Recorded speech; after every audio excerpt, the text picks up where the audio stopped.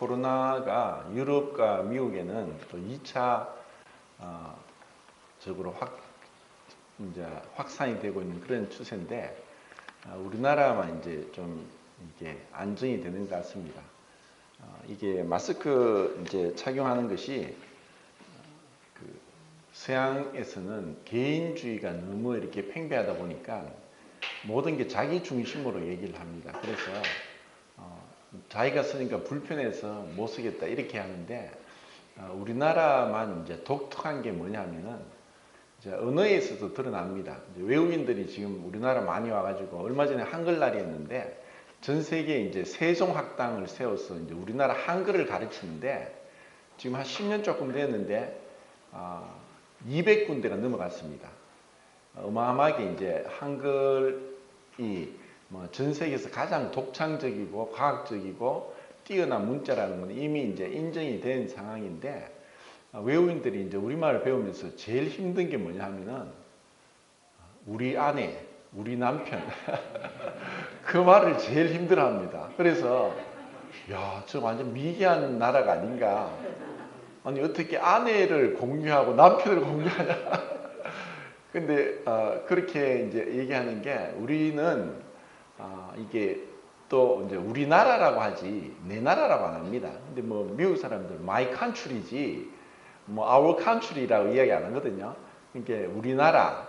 하여튼 우리는 이제 이제 다른 사람을 배려하고 하는 그런 문화 속에서 나만이 아니라 함께 더불어 이제 공동체를 중요시하는 것 같습니다. 특별하게 이제 이런 그 문화가 우리에게 많이 남아 있는데 이제 성경에도 사실 그런 것이 많습니다. 그래서 성경에도 보면 우리의 아들이 누구죠? 예? 우리의 아들 여호수아입니다. 여호수 아버지가 우리의 아들 이렇게 나오는데 계속 지금 율법 10계명부터 해서 율법을 계속 보고 있는데 오늘도 이제 출애굽기 23장에서 율법과 사랑이라는 제목으로 교제하겠습니다. 그 율법에서 말씀하는 것은 하나님 사랑과 이웃 사랑 해서 사랑하면 이제 율법을 완성한다 그렇게 얘기를 했는데 지난 시간에도 한번 이제 지나간 부분인데 한 번 더 이 부분을 좀 깊게 생각해 볼까 합니다. 출애굽기 23장 4절 5절을 읽겠습니다. 우선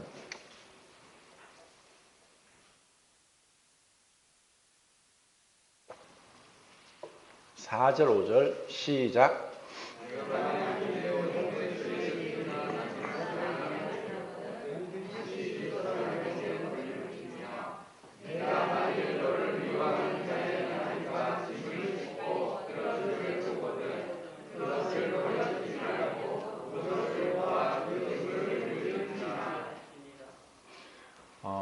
사실 이제 이 말씀을 우리가 조금만 생각해 보면은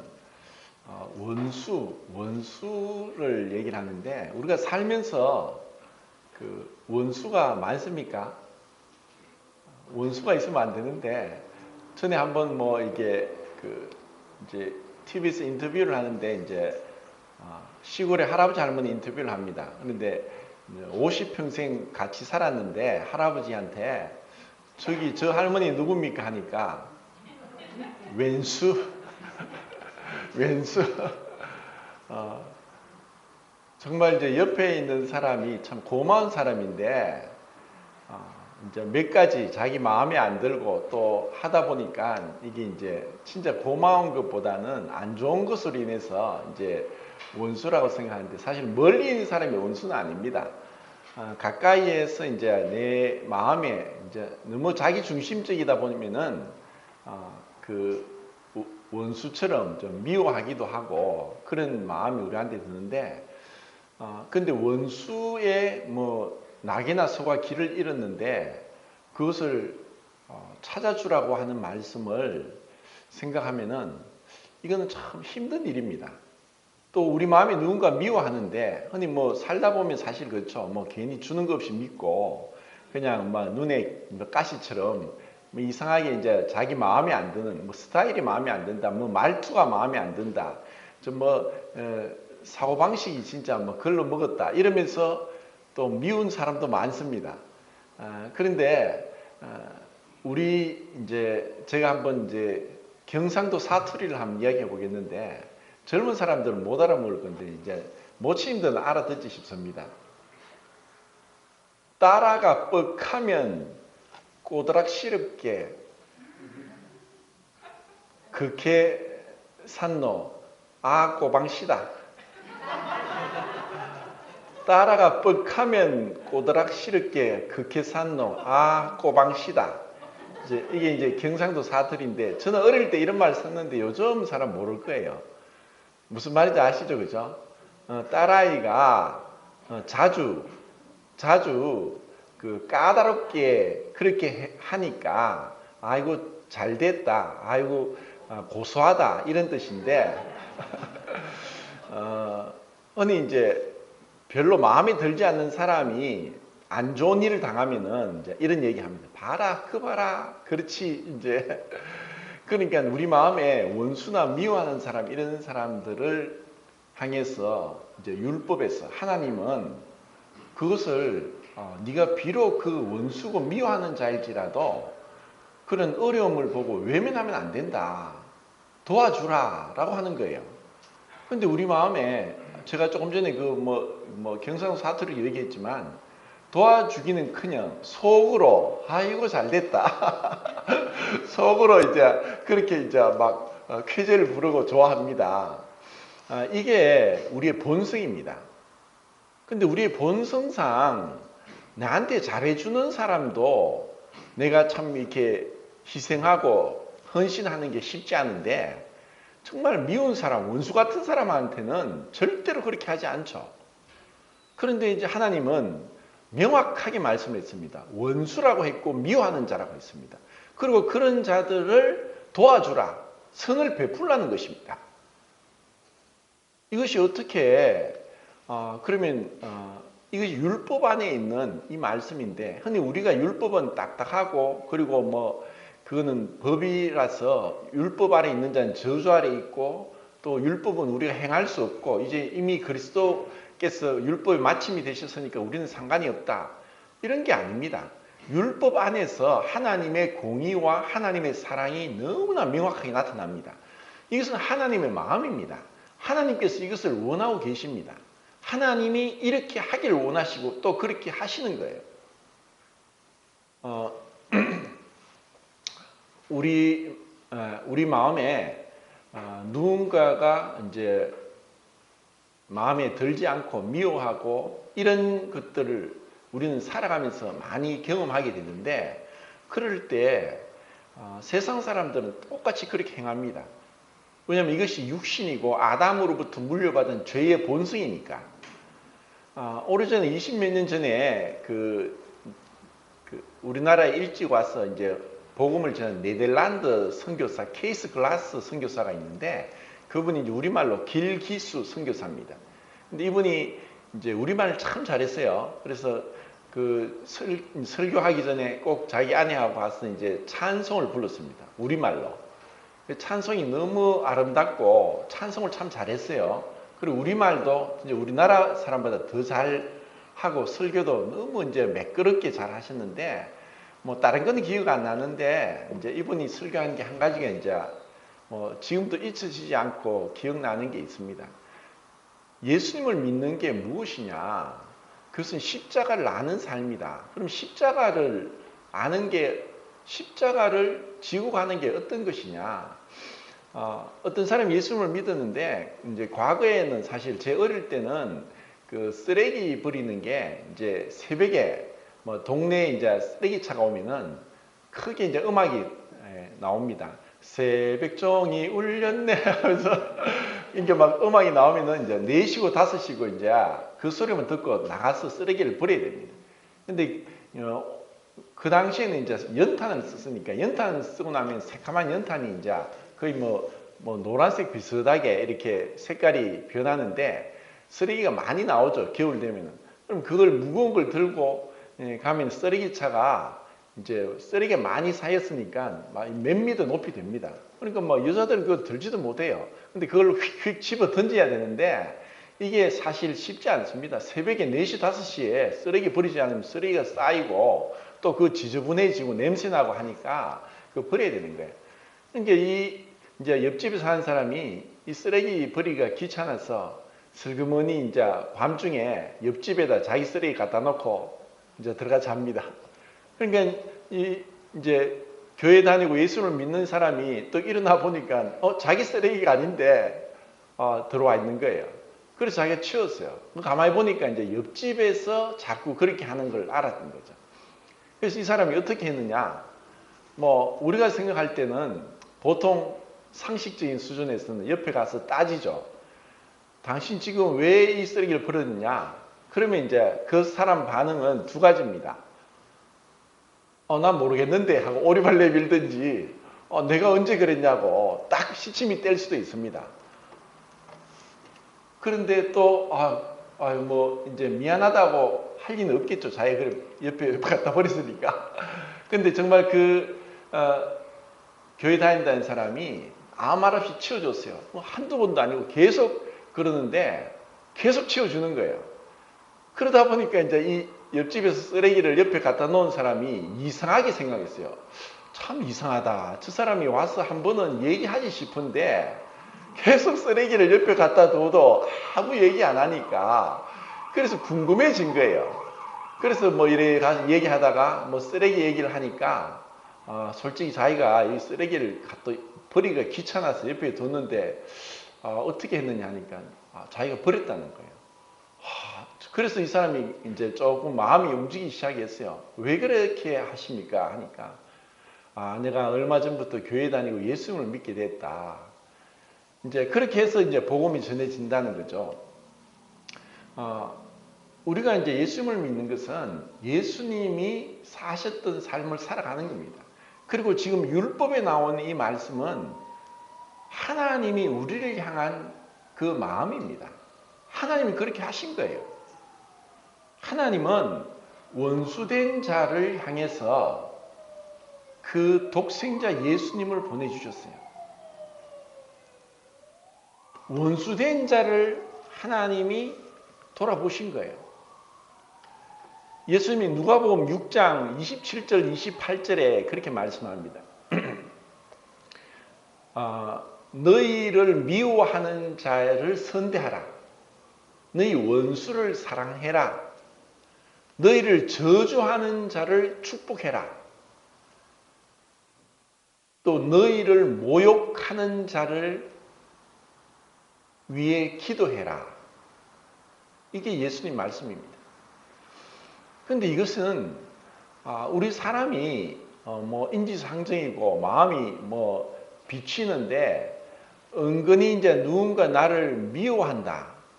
느껴지죠, 그죠? 괜히 이제 트집 잡고 또 뭐 쌀쌀맞게 대하고 또 뭐 인사도 안 하고 뭐 이런 경우가 있을 수 있습니다. 그런 것을 우리가 대하면은 우리는 자연스럽게 기분이 나빠지고 똑같이 이제 쏘아붙이든지 합니다. 왜냐? 자아가 죽지 않으니까 결코 손해보려고 하지 않습니다. 우리가 대화 중에서도 그런 모습들이 많이 나오죠. 조금 이제 안 좋은 얘기를 듣고 자기를 좀 깎아내리는 얘기를 하고 또 좀 비판적으로 따지고 이렇게 하면은 우리는 똑같이 대꾸를 합니다. 그러니까 싸우는 거죠.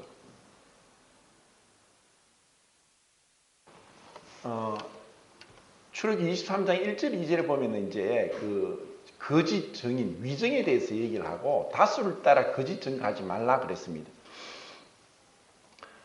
예수님께서 이제 요한복음 2장 19절 보면은 이런 말씀하시거든요. 너희가 이 성전을 헐라. 그리하면 내가 사흘 만에 일으키리라. 이런 말씀을 하셨어요. 그래서 그 너희가 이 성전을 헐라. 그럼 이 성전은 그 헤롯이 지은 그 성전, 스룹바벨이 지어서 그 헤롯 때 계속 이제 그 정축하고 했던 그 성전을 말씀하는 게 아니라 주님의 그 육체를 얘기했습니다. 근데 이제 나중에 예수님이 이제 붙잡혀 가지고 대제사장 앞에서 신문을 받을 때 어떻게 하든 이제 이 대제사장과 장로들이 시기와 질투심으로 예수님을 붙잡아 이제 사형시키려고 했습니다. 마태복음에 명확하게 나옵니다. 시기로 인해서. 왜냐? 자기들이 종교 지도자로서 백성들의 칭송을 받고 이렇게 대우를 받아야 되는데 전혀 학문도 배우지 않고 자기들 밑에 공부하지도 않고 또 이름도 없는 시골 나사렛의 목수의 아들이 와서 병도 고치고 기적을 행하고 하니까 사람들이 전부 이제 어딜 가나 예수님 얘기하고 몰려다니고 하는 것으로 인해서 이 대제사장과 종교 지도자들이 눈에 가시처럼 예수님을 생각한 거예요. 왜냐? 자기들이 높아지고 존경을 받아야 되는데 전혀 그렇지 않은 사람들이 계속 그 시선이 집중되고 몰려가니까 결국 그것으로 인해서 예수님을 붙잡았습니다. 근데 붙잡았는데 제목이 있어야 되는데 이런저런 제목을 붙여도 합당한 게 없는 거예요. 그러자 이제 누군가 두 사람이 와서 내가 이자가 하는 말을 들었는데 이자가 내가 이 성전을 헐고 3일 만에 다시 세우겠다라고 했습니다. 이렇게 이제 위정을 하는 거예요. 그것이 마태복음 26장 61절입니다. 근데 분명히 예수님은 너희가 이 성전을 헐라 그렇게 말씀을 하셨고 이 성전을 허는 것이 이제 그 헤롯 성전이 아니라 예수님 육체를 얘기하신 거죠. 그런데 이제 이런 거짓 증인으로 오로지 이제 시기 질투로 이런 사람들이 이제 거짓말을 하는 거죠. 이 사람이 자기가 이 성전을 헐겠다 했다. 아니 그런 게 말도 안 되는 게 어떻게 혼자서 거의 60년 이상을 지은 성을 허물 수 있습니까? 불가능합니다. 이런 이제 거짓 증인을 하면서 나중에는 막 예수님을 향해서 이제 대답을 해라. 이 자들이 하는 말이 맞냐? 네가 이 말을 했느냐? 할 때 예수님은 아무 대답하지 않습니다. 변명도 하지 않고 내가 그런 말을 한 적이 없다. 그 말이 아니다. 아무 말씀 안 합니다. 그러면 더 이상해지는 거죠. 그래서 사람들이 이제 막 침을 뱉고 뺨을 때리고 무지막지한 정말 그 참을 수 없는 모욕을 행하는데 주님은 가만히 계십니다. 이것은 우리들에게 있어서 만약에 우리가 이런 말도 안 되는 그런 모욕을 당하고 또 거짓말로 사람을 이제 모독하고 한다면은 막 그걸로 인해서 우리는 어떻게 되느냐? 화병 납니다. 그거는 치료약도 없어요. 화병이 나는 거예요. 그 속에서 어떻게 싸우든가 아니면 혼자서 끙끙 앓든가 속으로 저주를 하든가 욕을 하든가 이런 것이 우리에게 있다는 거죠. 이게 우리 마음입니다. 그런데 이런 게 분명히 우리 안에 있는데 어떻게 이 미워하는 자, 원수된 자를 향해서 선을 행할 수 있겠습니까? 로마서 5장 8절에도 우리가 아직 죄인 되었을 때 그리스도께서 우리를 위하여 죽으심으로 하나님께서 우리에게 된 자기 사랑을 확정하셨다. 우리가 원수 되었을 때 하나님께서 그 아들을 보내셔서 아들을 화목 제물로 삼으시고 우리를 자녀 삼으셨다. 우리가 죄인 되고 원수 되었을 때 하나님 아버지께서 그 독생자를 이 원수된 자와 화목하기 위한 제물로서 아들을 내어주셨습니다. 예수님은 우리가 죄인 되었을 때 우리 같은 자를 위해서 하늘 보좌를 버리고 오셨습니다. 우리가 그 사랑을 받았기 때문에 이 사랑을 받고 이 사랑을 알 때 이 사랑이라는 것은 마치 물이 위에서 아래로 흐름같이 사랑을 받은 자가 사랑을 할 수 있습니다. 우리에게 똑같이 싸우고 욕을 받으면 같이 욕을 하지만 예수님은 욕을 받으시되 맞대어 욕하지 않고 고난을 받으시되 위협지 않고 친히 나무에 달려 그 몸으로 우리 죄를 담당하신 그 예수 그리스도의 사랑을 받았다면은 우리는 사실 누구하고도 다투든가 해서는 안 됩니다. 때로는 우리가 변명 조차도 하지 않고 그냥 묵묵히 불쌍히 여기고 기도하는 게 필요합니다. 너희가 누가 너희를 모욕하면은 그 자를 위해서 기도하라. 이것이 주님의 마음이고 주님이 그렇게 하셨고 또 이것이 우리 그리스도인들이 해야 될 일입니다. 우리가 잘못해서 모욕을 받을 수도 있고 실수로 걸릴 수도 있고 그리고 또 우리가 온전하지 못하기 때문에 다른 사람들로부터 이제 판단을 받을 수 있고 그러다 보니까 그것으로 인해서 뭐 욕을 얻어먹을 수도 있고 또 비난을 받을 수 있습니다. 그런데 정작 예수님은 전혀 그런 게 없는데도 이렇게 행하신 것은 또 이렇게 말씀하신 것은 우리가 어떻게 살아야 되는가를 보여주기 위한 것이고 그리고 이것은 또 이제 예수님이 말씀했습니다. 네가 만약에 누가 네 오른편 뺨을 때리거든 왼편도 돌려대라. 누가 오리를 가고자 하면 십리를 동행해라. 누가 구워달라고 하면은 아끼지 말고 구워주라. 이렇게 살다가는 살림 거들라고 비를 묻겠죠. 도저히 이것은 우리 상식적으로 이렇게 살 수는 없어요. 이렇게 살다가는 비껴나지 못하는 거예요. 제가 얼마 전에 이제 참 눈물 나는 영상을 이제 보게 됐는데 사실 지금부터 70년 전에 그 끔찍한 6.25 전쟁이 일어났습니다. 그때 그 유엔이 창설되고 처음으로 연합군이 파병이 됐는데 16개 나라가 파병됐습니다. 근데 실제로 그 군대를 파견한 나라는 17개 나라고 또 군대는 파견하지 않았지만 병원선, 또 간호사, 또 의사, 의무병을 보낸 나라가 또 6개 나라가 있습니다. 남아메리카 대륙에서는 콜롬비아가 유일하게 우리나라에 파병했다고 하지만 나중에 알고 보니까 멕시코 군인이 한 10,000명 이상이 왔습니다. 근데 이제 멕시코가 이제 미국하고 이제 군사 동맹을 맺어가지고 멕시코 군인 10,000명이 이제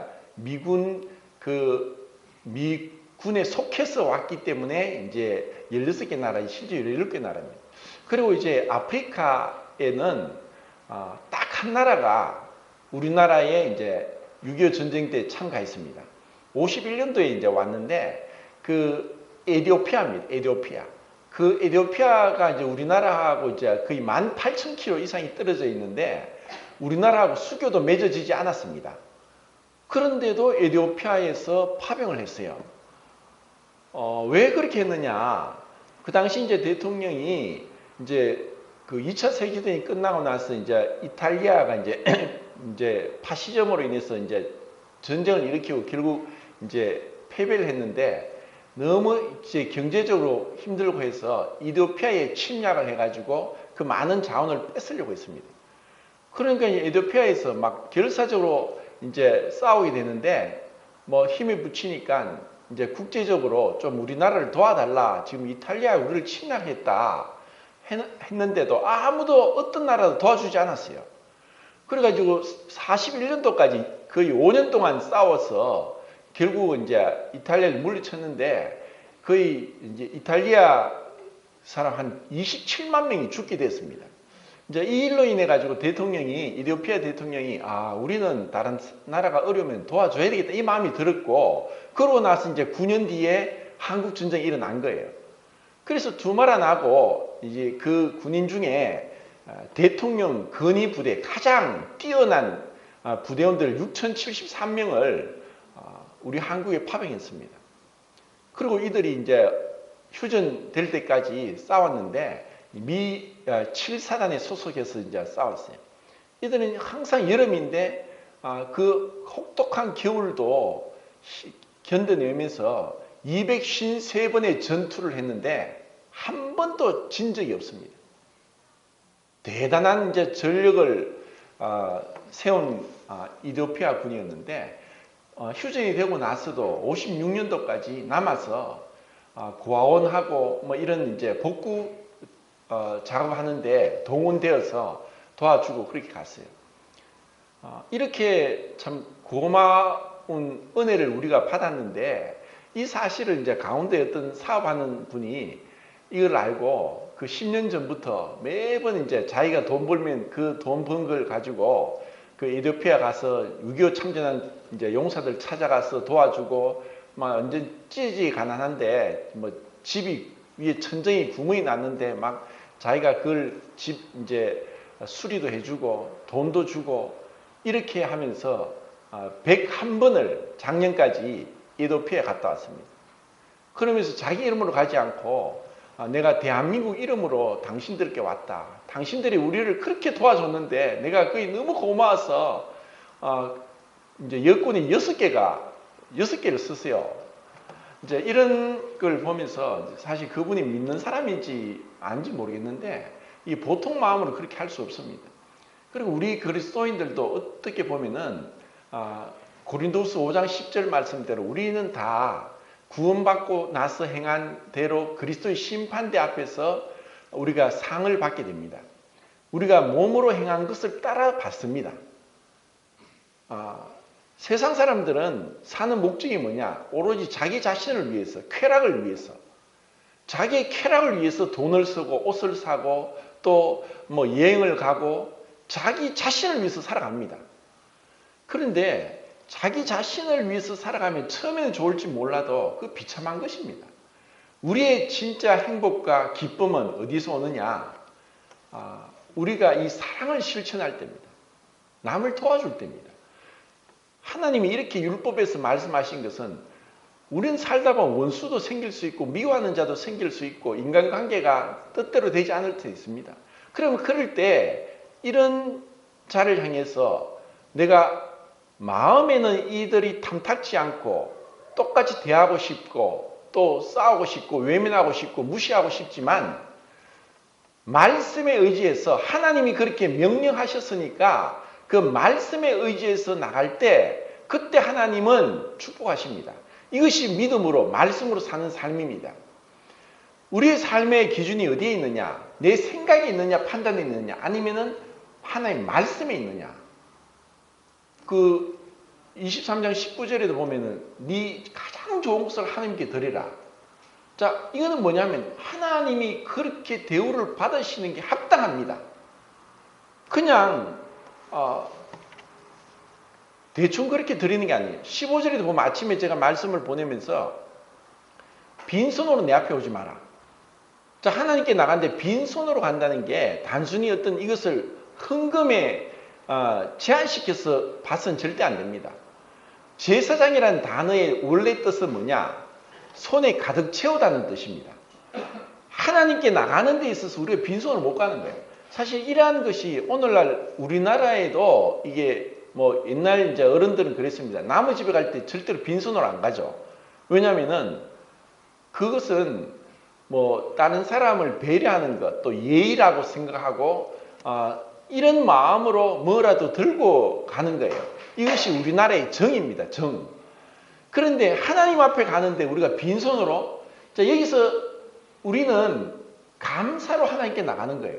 그리고 정말 내가 어떻게든 힘을 다해서 지금 코로나로 인해서 뭐 한동안 또 예배도 못 드리게 하고 했는데 정말 우리가 그런 어떤 자매님이 그랬더라고. 아니 코로나로 인해 가지고 다들 뭐 그래서 뭐 이제 뭐 사적인 모임은 제한시키고 예배도 못 드리게 하는데 그런데 직장은 나가면서 예배도 안 드린다. 이거 말이 안 되지 않느냐 하면서 이제 그 자매님이 이제 또 교회에 오셨는데 사실 우리가 그 예배 드리는 것은 하나님 앞에 그분이 받으실 만한 합당한 그 자리, 위치를 드리는 것입니다. 그리고 우리는 우리 삶에 있어서 정말 어떻게 이렇게 하나님 앞에 어떤 마음으로 그분 앞에 나와야 되는가, 우리 삶에서 어떻게 그 말씀을 실천하고 사랑을 실천해야 되는가, 이것을 생각하면은 그 호세아서에 보면 이제 그런 말씀들이 계속 나옵니다. 그 호세아 선지자에게 고멜이라는 여자를 이제 아내로 취하게 했습니다. 근데 이 고멜은 음탕한 여인이었습니다. 자식을 낳고 또 나갑니다. 또 가서 데려오라고 합니다. 또 데려옵니다. 그래서 그 낳은 자식을 로루하마라 해라고 했습니다. 하나님이. 로루하마는 로는 이제 부정접두라서 루하마는 이제 긍휼을 입는다는 뜻인데 로가 붙으면 로루하마 되면 이제 긍휼을 입지 못한다 이 뜻입니다. 이런 그 음탕한 고멜이라는 여인을 통해서 하나님은 호세아에게 계속 명령하십니다. 그리고 나중에 이 로루하마를 루하마로 하겠다. 긍휼을 받지 못하는 정말 그 악한 행실로 인해서 당연히 어떻게 보면 죽어야 될, 돌에 맞아 죽어야 될 자인데 긍휼을 베푼다는 거예요. 그리고 2장 19절에 가면은 내가 네게 장가 들겠다. 정말 도저히 그 호세아 선지자가 이 잠언에도 이 그 어떤 그 남편의 아내를 빼앗아 가면은 그 남편이 어떤 선물로도 그 마음을 누그러뜨리지 못한다고 했습니다. 그 프랑스의 유명한 작곡가 이제 비제가 카르멘이라는 이제 오페라를 작곡했는데 원래 그게 이제 소설이었어요. 거기 보면 카르멘은 이제 집시 여자입니다. 집시 여자를 굉장히 자유분방하고 노래하고 춤추고 한 군데 있지 않고 이곳저곳 떠돌아다니는데 근데 돈 호세라는 좀 이렇게 사람이 이제 이 카르멘을 이제 향해 사랑하는 마음이 들어서 서로 사랑하게 됐는데 이 집시 기질을 가지고 있는 카르멘이 이 돈 호세 한 사람에게 만족 못하고 이 남자 저 남자 춤추고 노래하고 막 떠돌아다니다 보니까 이 돈 호세가 이 시기 질투가 나서 결국은 카르멘을 죽이고 자기도 죽는 비극적인 그런 이제 내용의 오페라입니다. 이게 사실 사람의 마음입니다. 도저히 그 용납될 수 없는, 참을 수 없는 이런 마음을 이제 그 호세아가 가져야 되는데 하나님이 그 고멜을 다시 데려오라라고 하십니다. 이것이 하나님의 마음입니다. 하나님이 정말 우리에게 내가 네게 장가 들어서 너와 영원히 함께 하겠다. 내가 너를 긍휼히 여기겠다. 내 마음이 속에서 불타는 것 같다. 내 마음에서 내 속이 불타는 것처럼 너를 향한 사랑이 그 끓어오른다. 이렇게 이제 표현을 했습니다. 이것이 구약에서 사랑에 대한 그 표현이 바로 이와 같습니다. 속이 끊어지는 것 같다. 사실 그 위장병을 앓고 하면은 그 통증이 굉장히 심한데 그 위장병을 앓을 때 그 고통이 너무 심한 것처럼 이 사랑하면은 이 사랑함으로 인해서 이 고통을 견디지 못하는. 그러니까 아가서에 보면은 내가 사랑함으로 병이 낫다. 하나님은 하나님이 세상을 이처럼 사랑하사 독생자를 주셨으니 사랑하면은 아끼지 않고 계산하지 않고 무모할 정도로 그냥 전폭적으로 주는 거예요. 이것이 하나님의 사랑입니다. 그래서 그 사랑하는 자를 향해서 어떠한 것을 주었느냐로 그 사랑을 측정한다고 합니다. 하나님의 사랑이 가장 크다는 것은 독생자 예수님을 이 죄인들, 원수된 자를 위해서 주셨기 때문입니다. 그것이 하나님의 사랑입니다. 그래서 우리는 그 사랑을 받고 알게 되면은 우리 마음에 정말 그 하나님의 사랑을 받음으로 인해서 세상의 어떠한 역경도 어려움도 이겨낼 수 있는 정말 가장 좋은 백신을 만든 것과 같습니다. 제가 AD 100년경에 유럽에 패스트가 막 번져가지고 거의 다 사람이 죽게 될 때 가족들도 패스트 걸려서 얼굴이 시커멓게 되면은 가족들도 집에서 쫓아내버립니다. 왜냐하면 놔두면 자기 가족이 다 죽으니까. 그렇게 집에서 쫓겨난 패스트 걸린 환자를 그리스도인들이 데리고 와서 간호하고 돌봐주고 먹여주고 그러다가 자기도 패스트 걸려 죽게 되는 이러한 말도 안 되는 일들이 그 AD 100년경에 있다 보니까 이것으로 인해서 그 로마 사회에서 기독교가 급속도로 전파되게 된 것입니다. 결국 그 사랑 때문에 복음이 전거되는 겁니다. 우리에게 이 복음이 전거되는데 지금 어떤 말로써 해가 될 일이 아닙니다. 우리가 뭔가 모르게 다르게 그들에게 본을 보이고 이것은 주님의 마음, 주님의 사랑이 내 마음에 부어졌다. 주님이 나를 사랑하니까 어떤 자를 향해서도 우리는 그렇게 할 수 있는 거예요. 이것을 우리가 알지 못하면은 우리가 예수님을 믿는다고 하면서도 참으로 빈약하고 초라한 삶을 살게 되는 겁니다. 자, 솔직히 내 마음에 누군가가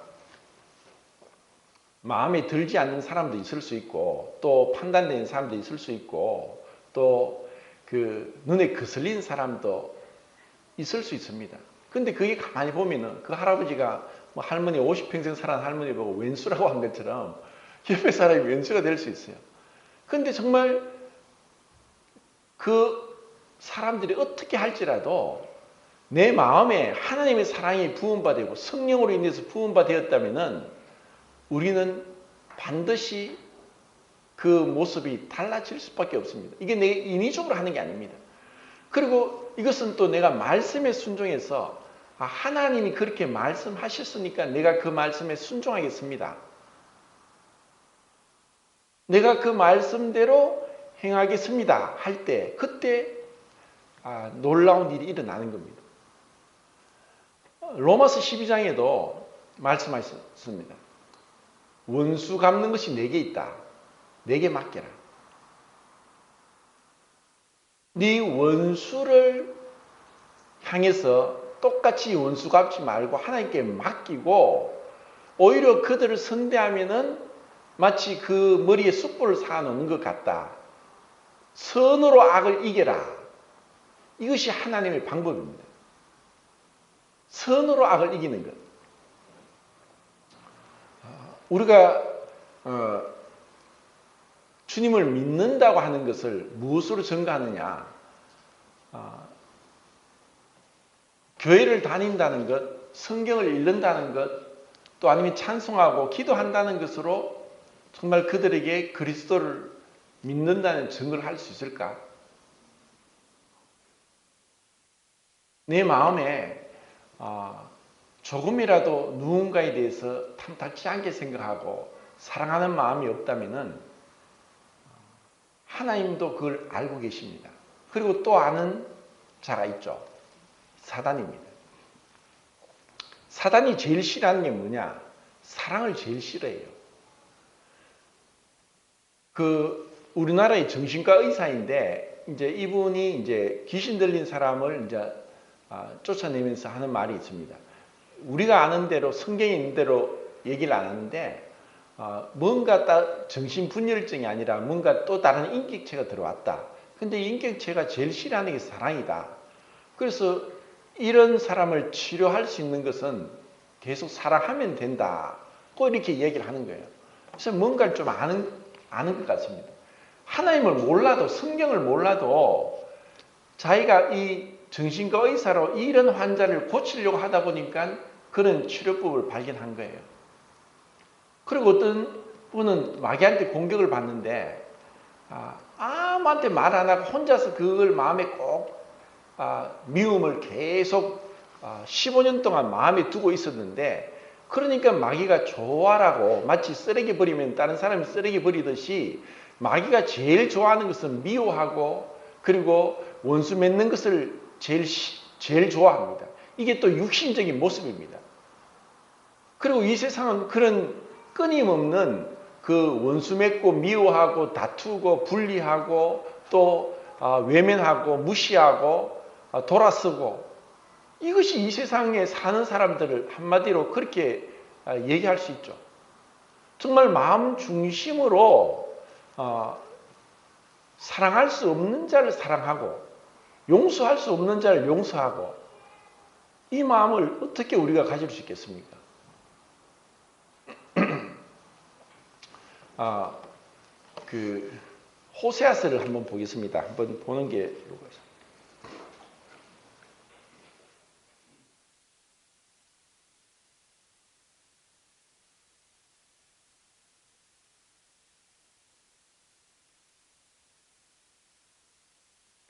2장 4절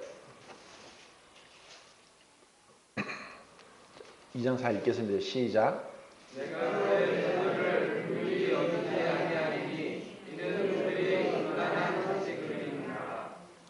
19절입니다. 시작.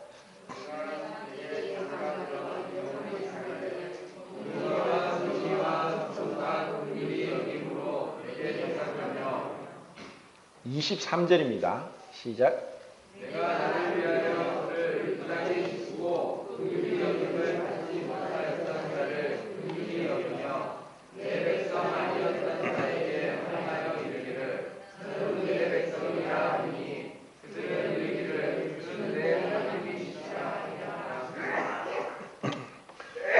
이 호세아의 한 개인의 삶을 통해서 하나님은 하나님의 사랑이 어떠한지를 분명히 보여주셨고, 또 이것은 좀 더 이제 확대해서 가면은 북왕국 이스라엘이 BC 930년도 그 왕국이 분열되고 BC 722년도 멸망받을 때까지 19명의 왕이 있었지만 선한 왕이 하나도 없었습니다.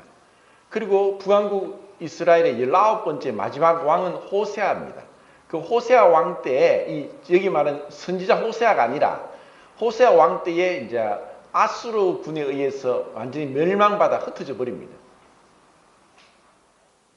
이런 그 이스라엘의 역사를 통해서 하나님은 명확하게 말씀합니다.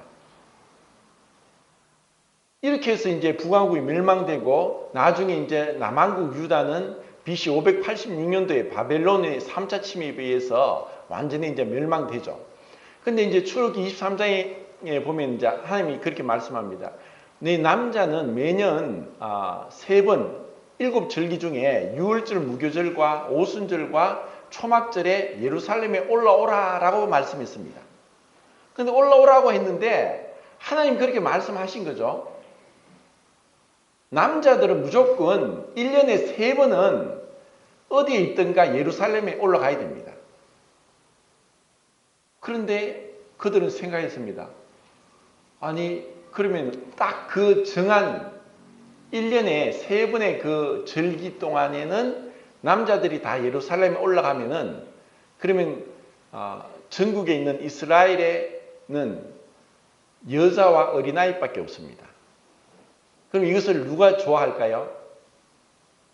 이웃 나라에서 이때가 되면은 남자들이 다 예루살렘에 올라간다 해서 쳐들어오면 어떻게 되겠습니까? 그래서 그들은 생각했습니다. 하나님 말씀하시죠. 하나님이 그런 것에 대해서 어떤 대책도 없이 그렇게 하시겠습니까? 너희가 마음으로 그렇게 생각하지 마라. 아니 하나님 우리가 말씀에 순종해서 남자들이 다 1년에 3번 예루살렘에 올라가면은 이방 나라가 우리나라 쳐들어오면 우리가 나라가 뺏기지 않습니까? 하나님이 아니다. 내가 지키겠다. 내가 지키겠다. 하나님은 말씀하시고 책임을 집니다. 그리고 이것이 비록 그들이 불순종해서 북왕국과 또 남왕국 유다가 멸망을 받았지만은 이 말씀이 거의 1400년 동안 이스라엘 백성들은 이 말씀을 지켰습니다. 흔히 이것을 이제 디아스포라라고 해서 이게 헬라어로 흩어졌다는 건데 이 BC 586년 이후로 나라가 다 흩어졌습니다. 70년 뒤에 이제 에스라와 또 스룹바벨을 통해서 그들이 이제 예루살렘에 귀환을 했지만 그들의 수가 에스라서에 보면은 10만 명이 안 됩니다. 그러고 나서 또 거의 500년 이상이 지나서 AD 33년경이 되어서 예수님이 이제 돌아가시고 또 부활하시고 승천하셨는데 그때가 언제죠?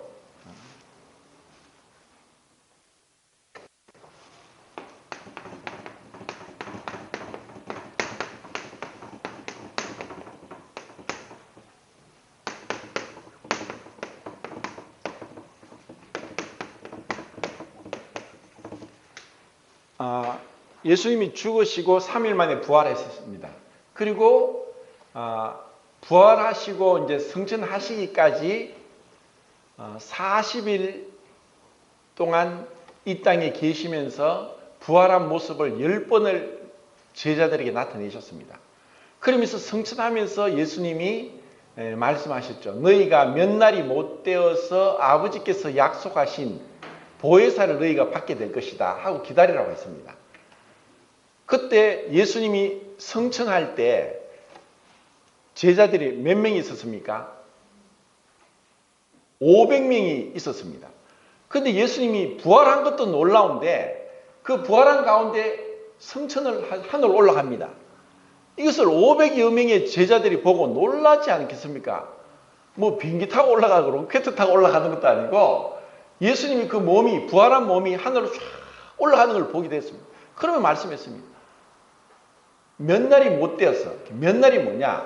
그러면 그 이스라엘 절기대로 하면은 승천하고 나서 며칠을 기다려야지 그 아버지 약속한 성령이 오십니까?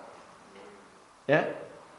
10일. 예, 10일이죠. 10일은 뭐냐면은 순이 10일인데 부활하고 나서 50일째 되는 오순절. 이 오순절이 되면은 하나님이 이스라엘 백성에게 1년에 3번, 6월절, 무교절, 오순절, 초막절에 예루살렘에 올라오라고 했습니다. 그런데 10일 동안 못 기다리고 몇 명이 갔습니까? 380명이 돌아갔습니다. 10일 동안 기다린 사람 120명입니다. 그리고 그 오순절 때 하나님 약속하셔서 120명에게 기도하고 있는 그들에게 성령이 부어졌습니다. 이것을 우리는 오순절 사건이라고 하고 이것이 신약 성경의 사도행전에 4번 나옵니다. 4번. 오순절이 2장에 한 번 나오는 게 아닙니다. 이것은 교회의 시작이고 교회가 이제 시작된 것을 나타냅니다.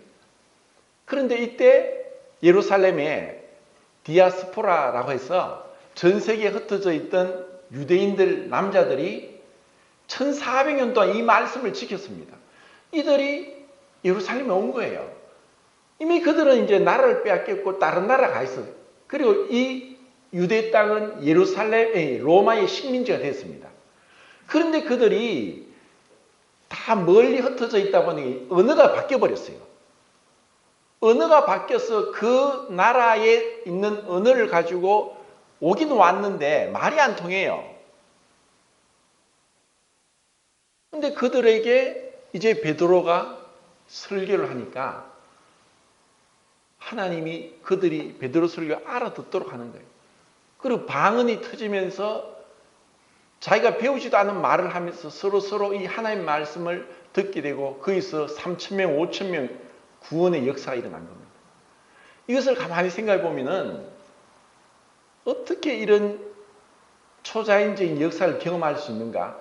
그들이 이스라엘 백성들이 진짜 그렇게 오랜 세월 동안 이 절기, 레위기 23장에 말씀하고 지금 출애굽기 23장 또 34장에 말씀한 이 하나님의 명령을 그냥 지켰습니다. 그리고 그 지키는 게 쉽지 않습니다. 우리는 지금 다 차가 있어요. 대중교통도 있고 자가용도 있고 멀어도 올 수 있는데 유대인들은 차도 없어요. 걸어서 그때 되면은 그 멀리서 언어가 다른데도 다른 나라 살면서 오순절날 하나님이 예루살렘에 모이라고 했으니까 모인 거예요. 그래서 그들에게 축복이 임한 겁니다. 하나님은 결코 빚지는 분이 아닙니다. 하나님 말씀에 그 하나님을 존중히 여기라. 너는 가장 좋은 것을 내게 바쳐라. 가장 좋은 게 뭡니까? 내 마음입니다. 내 마음을 정말 내 마음 중심에 그분의 고린도 후서 10장 5절입니까? 7절입니까? 그리스도를 대적하여 높아진 생각을 사로잡아 그리스도께 복종케 하는 것. 우리는 수시로 이 마음이 일어납니다. 진짜 저 사람 미워 죽겠다. 이런 마음이 들 때 말씀에 순종해서 그를 도와주는 거예요. 내가 하나님 말씀에 순종하는 것은 그분을 경외하는 것입니다. 그분을 존중하는 것입니다. 그것이 사랑입니다. 그럴 때 놀라운 역사가 일어난다는 거죠. 자, 그 뒤에 11장 또 보겠습니다. 11장 8절.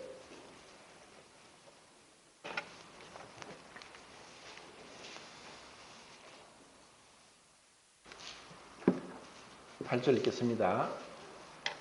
시작.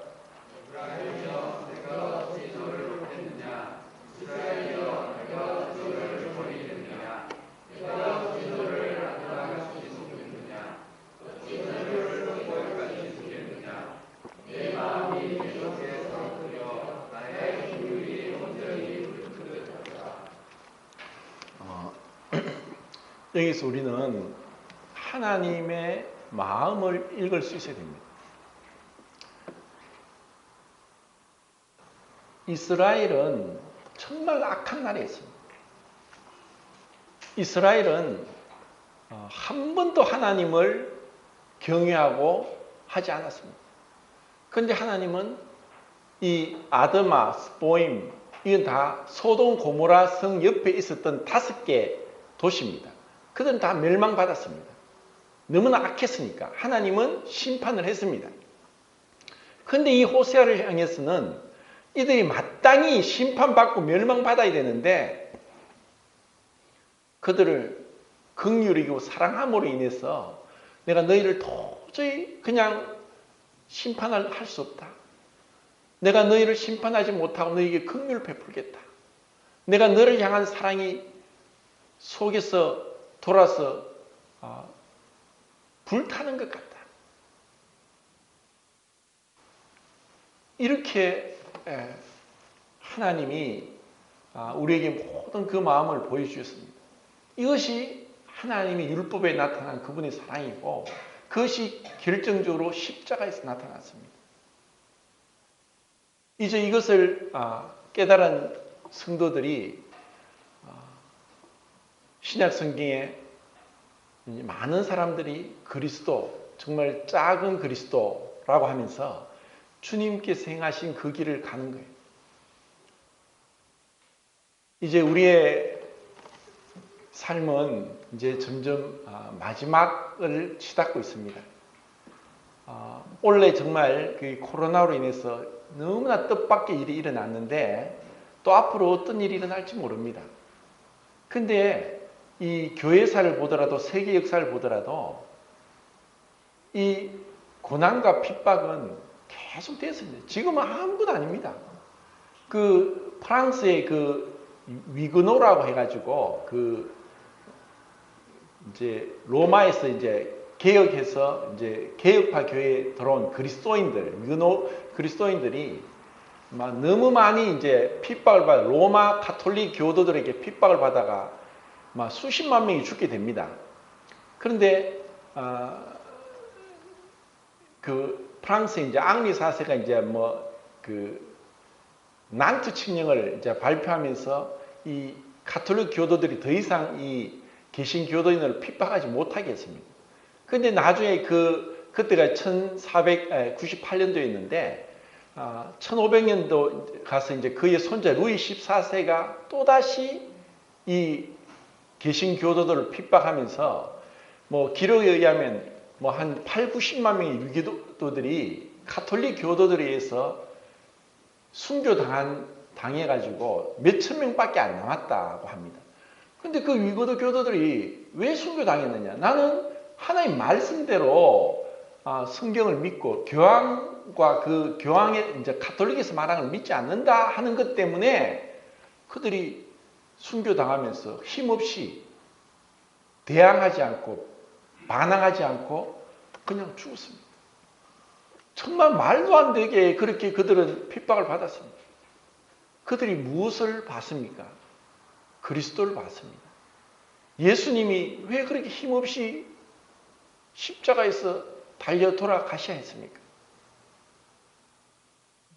그것을 봤을 때 오후 1시 해제 버튼 그것을 봤을 때 그들이 예수님을 따라간 거예요. 이제 우리에게 주님은 그 발자취를 남겼습니다. 이제는 작은 것에서부터 이제 내 가까이 있는 사람에게서부터 이런 것을 실천해야 됩니다. 안 좋은 얘기 듣든가 사소한 얘기 가운데서도 내가 죽으면 됩니다. 그리고 말씀대로 내 옆에 있는 사람에게 사랑을 실천하지 못하면서 멀리 있는 사람에게 사랑을 실천할 수 없습니다. 그 사랑은 결국 내가 죽고 그리스도의 부활의 생명이 나타나는 것입니다. 이렇게 이제 주님 앞에 갈 때까지 그나마 우리가 큰 것은 못할지라도 네가 미운 사람이 있고 원수 같은 사람이 있을지라도 그들을 향해서 주님의 마음으로 선을 베풀면서 선으로 악을 이기는 승리하는 삶이 되길 바랍니다. 감사합니다.